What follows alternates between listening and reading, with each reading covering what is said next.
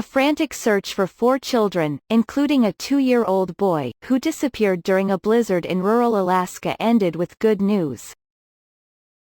The youngsters did not return from a snow machine ride Sunday afternoon near the remote village of Nunam Iqua on Alaska's west coast, prompting a search by Alaska State Troopers and the U.S. Coast Guard. But they were found a day later, on Monday afternoon, cold, hungry, and tired, about 18 miles south of the village, population 200.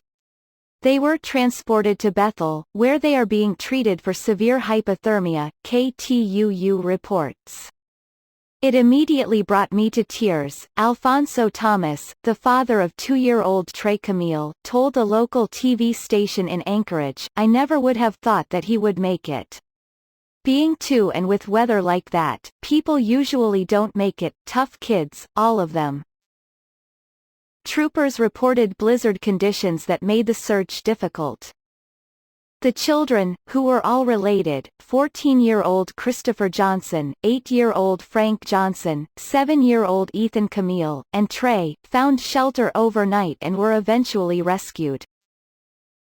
At least 3 were appropriately dressed for the weather, Alaska State Trooper spokesperson Megan Peters told CNN.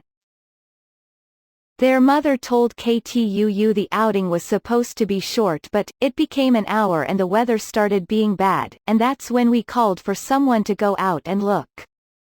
The National Weather Service issued a winter storm warning for the area until Tuesday morning, with up to 6 inches of snow expected.